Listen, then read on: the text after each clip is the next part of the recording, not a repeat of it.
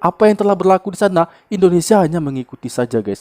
Beda dengan Malaysia, lain dengan Malaysia. Apa yang telah mereka lakukan dari zaman dulu, dari Malaysia baru saja merdeka, mereka sudah berpikir untuk masa depan masyarakat Malaysia.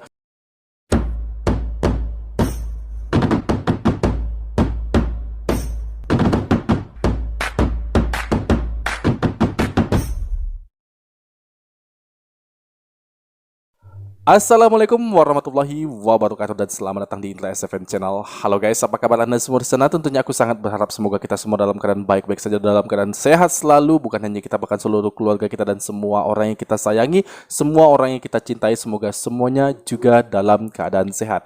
Dan semoga kita diberikan kemudahan dalam rezekinya, dalam kita mencari nafkah, dalam kita mengais rezeki, beraktivitas, bekerja setiap hari dimanapun kita berada. Amin.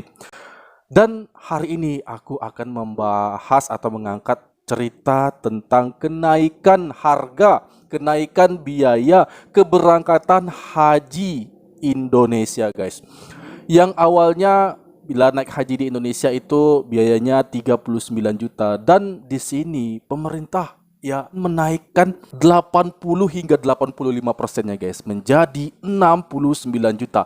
30 juta naiknya guys. Ini betul-betul sangat signifikan, mengagetkan, mengejutkan siapa saja, terutama bagi orang Indonesia yang ingin berangkat haji guys. Karena telah bersama kita ketahui bahwa tidak semuanya orang di Indonesia adalah orang kaya.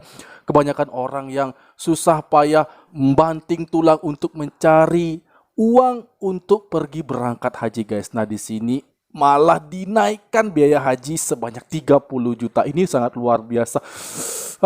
Ya istilah katanya mematahkan hati orang-orang yang ingin berangkat haji guys. Aku nggak tahu. Dan apabila kita mengintip sedikit kepada negara tetangga yaitu Malaysia, bahkan Malaysia tidak mengalami kenaikan yang seperti ini guys. Hanya 5% saja, tidak lebih ya guys ya. Wow, ini kenapa terjadi perbedaan seperti ini guys. Di Indonesia kenaikannya 80 hingga 85%. Di Malaysia hanya 5% saja. Ini kenapa kok ada perbedaan seperti ada jurang. Aku tak tahu lagi guys ya. Tentunya aku sangat ingin melihat video yang akan aku reaksi ini. Tentang mengapa peristiwa ini bisa terjadi. Bagi masyarakat Indonesia tentunya ini sangat-sangat menyedihkan, kabar yang betul-betul membuat sulit ya orang ingin berangkat haji. Tentunya dengan kenaikan harga ini, wah orang tentunya berpikir ulang dan bekerja keras lagi untuk menambah biaya untuk berangkat haji ini guys. Luar biasa apa yang terjadi dan ini wajib untuk kita reaksi. Baik sebelum kita reaksi videonya, langkah baiknya bagi Anda yang belum support silahkan subscribe terlebih dahulu dan aktifkan notifikasi bel agar tidak ketinggalan update video terbaru dari channel ini. Kenapa terjadi perbedaan antara negara kita dan negara Malaysia? Jom kita reaksi videonya. Ini dia.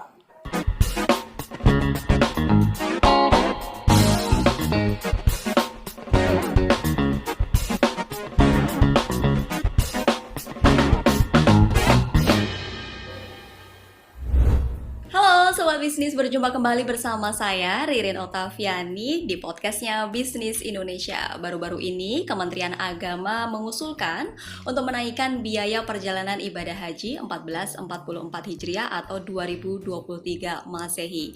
Badan Pengelola Keuangan Haji menyebutkan bahwa alasan dari Kementerian Agama menaikkan biaya BP tersebut secara signifikan adalah salah satunya posisi keuangan dari BPKH. Seperti apa sebenarnya nasib dari calon-calon jamaah haji ini, mengingatkan saat ini tinggal menghitung beberapa bulan saja untuk pelaksanaan ibadah haji. Kami akan membahasnya langsung bersama dengan Ibu Rahmatina Kasri selaku Kepala Pusat Ekonomi dan Bisnis Syariah Universitas Indonesia. Apa kabar Ibu? Alhamdulillah baik Mbak Riri. Alhamdulillah terlihat sehat dan segar.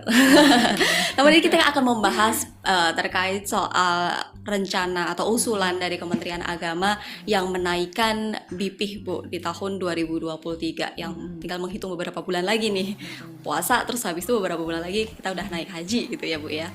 Nah, kenaikannya cukup signifikan ya Bu ya, dari 39 juta menjadi 69 juta yang ditanggung oleh calon jamaah haji. Nah ini apakah kemudian usulan ini dirasa sudah tepat Bu, alasan-alasan yang diberikan oleh Kementerian Agama? Ya, ini memang sebuah isu yang sangat hangat diperbincangkan ya pada saat ini karena ini menyangkut hajat orang banyak khususnya para calon jemaah haji ya yang ada di Indonesia. Nah, jadi kalau kita berbicara memang kenaikannya agak mengagetkan, Mbak. Dari Bukan 39 agak, Bu, tapi juta terlalu yang mengagetkan. harus ditanggung yang apa namanya biaya ibadah haji ya tahun 2022 ini naik menjadi 69 juta. Jadi kenaikannya sekitar 30 juta begitu. Nah, ini kalau menurut saya memang sesuatu yang harus dikaji ulang oleh pemerintah. Betul.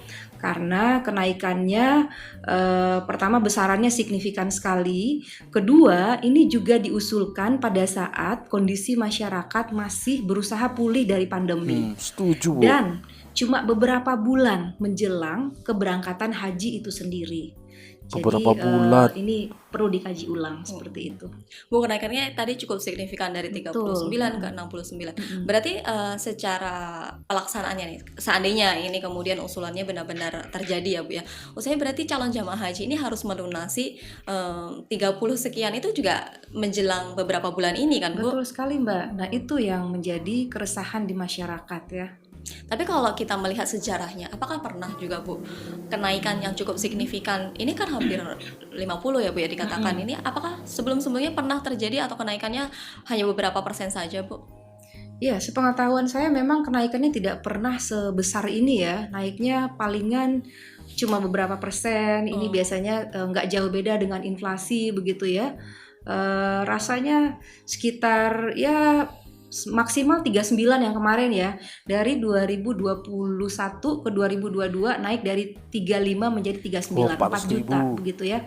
Sebelumnya kalau tidak salah juga sekitar 30-an juta, 34 ke 35 begitu. Jadi masih 1 di juta. kisaran dekat-dekat dengan sebelumnya gitu kan. Betul. Nah, kalau dilihat dari alasannya Bu, ini sebenarnya alasannya apa sih Bu? Apakah cukup mengatakan bahwa inflasi menjadi faktor utama dan juga faktor keuangan? Sebelum kita nanti akan membahas sebenarnya keuangan BPKH itu seperti apa? Apakah kemudian cukup signifikan Bu untuk menjadi alasan bahwa inflasi global ini menjadi pemicu untuk menaikkan biaya tersebut?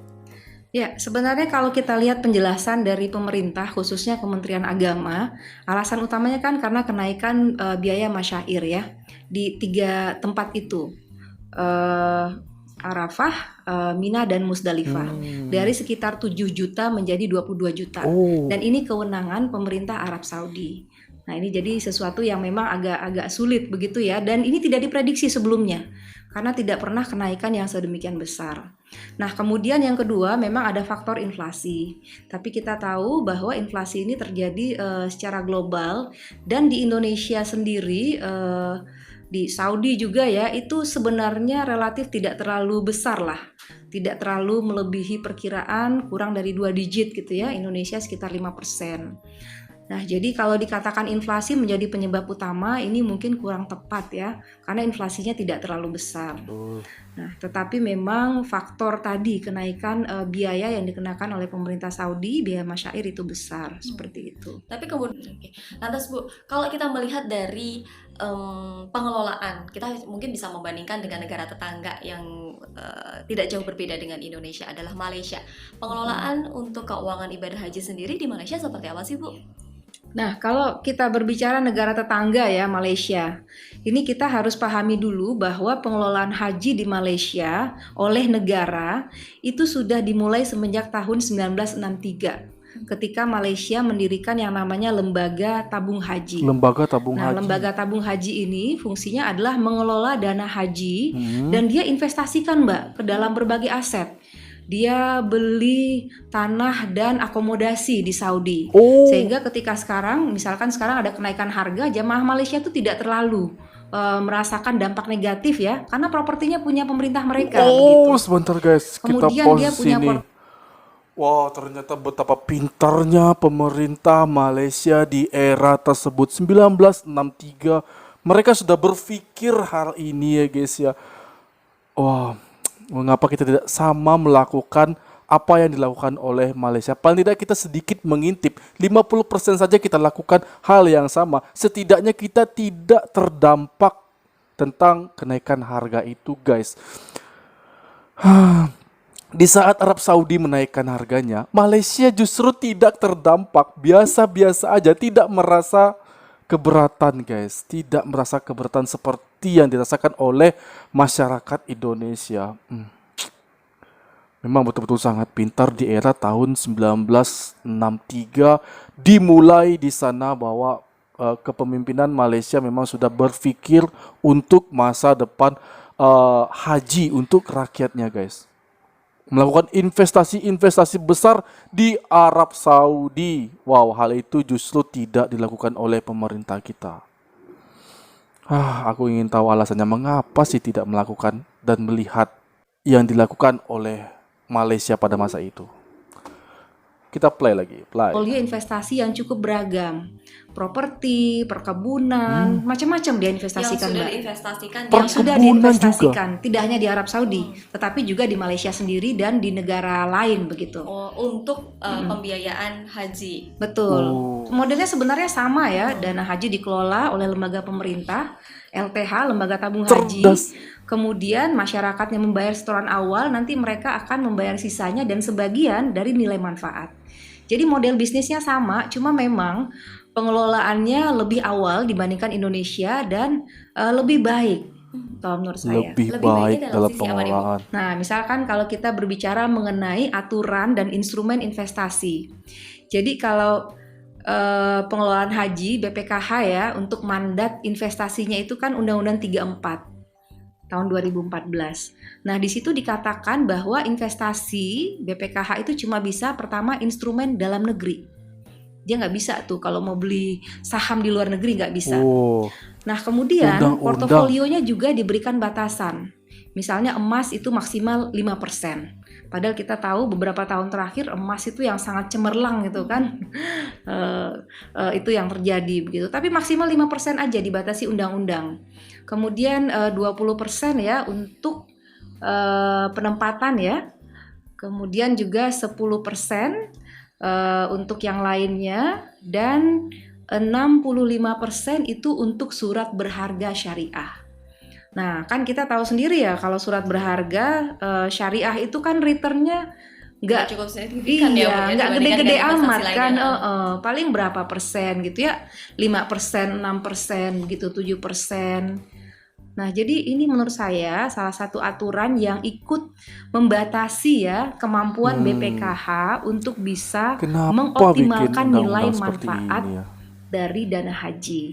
Dan aku sangat berpikir ulang guys, setelah melihat video yang baru saja direaksi ini, bahwa terasa agak kurang fair ya, karena berdampak langsung pada masyarakat untuk kenaikan harga 30 juta. Wow, ini tentunya makin sangat menyulitkan masyarakat ya untuk mencari uang sebesar itu dalam waktu beberapa bulan, hampir dikata mustahil. Walaupun tidak ada yang mustahil guys, namun kenapa begitu tinggi kenaikannya, begitu dahsyat untuk menyakiti atau mengecewakan masyarakat yang ingin berangkat haji guys. Nah, mengapa ya tidak dari dulu kita mengintip bagaimana atau setidaknya kita meniru 50% dari pengelolaan yang dilakukan oleh pihak Malaysia untuk dana haji ini guys. Dia berinvestasi, berani berinvestasi bahkan di Arab Saudi, properti, perkebunan dan lain-lainnya. Mereka berani berinvestasi dari tahun 1963 hingga hari ini dan dapat dinikmati oleh seluruh masyarakat Malaysia dimanapun berada ketika ingin berangkat haji guys. Bahwa negara Arab Saudi memberikan aturan untuk menaikkan biaya haji guys. Namun Malaysia sangat beruntung ya. Karena apa? Karena kecerdasannya dari tahun 1963 hingga hari ini dapat merasakan begitu nikmatnya, begitu indahnya apa yang telah mereka lakukan guys. Dari tahun 1963, Perdana Menterinya pada masa itu kalau aku tak silap Tuanku Abdul Rahman ya, kalau nggak salah aku Perdana Menteri pertama. Namun aku sangat ingin mengetahui apakah yang aku cakap ini betul atau tidak. Silakan ada komen aja di bawah guys ya. Tuanku Abdul Rahman ini memiliki ide yang sangat cemerlang di era pemerintahan atau kerajaan itu guys. Betul-betul memikirkan rakyat memikirkan kebutuhan rakyat karena dia tahu bahwa Malaysia adalah negara mayoriti Islam dan kelak Islam di Malaysia akan lebih berkembang lagi. Dan kenapa sih? Kenapa ya? Indonesia tidak pernah berpikir untuk hal ini. Bahkan terbentur dengan undang-undang yang ada bahwa tidak boleh berinvestasi di negara luar, harus berinvestasi di dalam negeri karena lebih mengutamakan di dalam negeri. Memang tak ada salahnya untuk hal itu, tapi efeknya kita lihat untuk kedepannya, guys. Kedepannya setelah ini kita hanya mengikuti saja apa aturan-aturan yang telah berlaku di Arab Saudi tentang ibadah haji. Apa yang telah berlaku di sana, Indonesia hanya mengikuti saja, guys. Beda dengan Malaysia, lain dengan Malaysia. Apa yang telah mereka lakukan dari zaman dulu, dari Malaysia baru saja merdeka, mereka sudah berpikir untuk masa depan masyarakat Malaysia. Dan hingga hari ini, Malaysia kita lihat memang sudah sangat jauh-jauh maju, guys. Walaupun mungkin sekarang statusnya masih negara berkembang, tapi bila masuk ke negara itu, semua sistemnya sudah sangat baik, termasuk infrastruktur, pendidikan, dan lain sebagainya. Bagaimana rakyat Malaysia tak bisa tersenyum? Hingga hari ini mereka tersenyum. Semua dipermudah, bahkan untuk ibadah haji ini, untuk masalah kenaikan hanya 5%. Itu pun mungkin bertahan hanya beberapa lama saja, guys. Tidak sampai berlarut-larut. Karena sistem pengelolaan yang sangat baik ini tentunya mempermudah bagi segala golongan yang ada di Malaysia untuk meraih atau juga berangkat naik haji, guys. Ketika di sini terbentur dengan undang-undang yang ada, maka di Malaysia itu sudah leluasa untuk orang pergi melakukan ibadah haji. Aku nggak tahu, guys, kenapa aturan ini diberlakukan, atau mungkin bisa saja tidak boleh berinvestasi di negara luar kecuali untuk ibadah haji. Bisa saja kan undang-undang dirubah. Tapi aku tak tahu. Semoga kedepannya Indonesia jauh lebih baik lagi dan memikirkan rakyat, memikirkan kebutuhan rakyat, dan memikirkan apa yang diinginkan dan dibutuhkan oleh rakyat di masa yang akan datang. Baiklah, demikian dari video aku. Semoga video ini bermanfaat bagi kita semua dan aku mohon undur diri. Mohon maaf jika ada kesalahan dan kekurangan. Aku akhiri. Wassalamualaikum warahmatullahi wabarakatuh.